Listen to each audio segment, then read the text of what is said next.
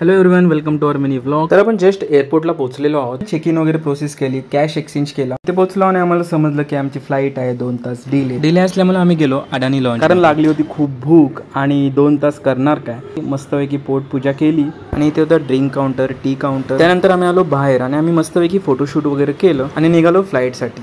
आम्ही दोघे पण फर्स्ट टाइमच फ्लाईटने ट्रॅव्हल करत होतो आणि फर्स्ट टाइम ट्रॅव्हल करत असल्यामुळे ही खूपच एक्साइटेड होती, डान्सच करायला लागली तिथे। आणि आम्ही कुठं चाललो होतो ते तुम्हाला सांगायचं राहिलंच, आम्ही चाललो होतो बालीला। तर आम्ही आता जस्ट टेक ऑफ केलं आणि हा जो व्ह्यू होता हा फक्त होता स्वप्नालीसाठी आणि माझ्यासाठी होता हा व्ह्यू, आणि जो मला खूप आवडतो।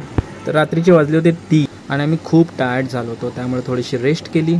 Good morning. तर हा होता आमचा सकाळचा व्ह्यू आणि एकदम ब्युटिफुल वाटत होता। तर आता आमची लँडिंग झाली व्हिएतनामला आणि व्हिएतनामवरून आम्ही 2 तासात लगेच निघालो आम्ही बालीसाठी। मस्त असं ढगाळ वातावरण झालं होतं, थोडासा पाऊस उठला होता आणि वरून हा दिसत होता मस्तपैकी व्ह्यू। तर आता आम्ही पोहोचलेलो आहोत बालीमध्ये। जस्ट आमची फ्लाईट लँड झालेली आहे।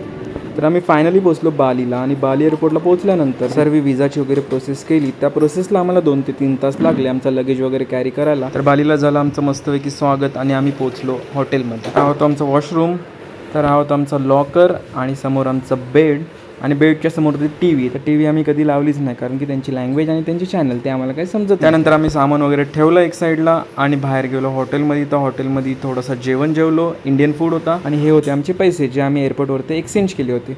हा आहे आमच्या हॉटेलच्या समोरचा व्ह्यू, जो बाल्कनीमधनं खूपच मस्त दिसत होता।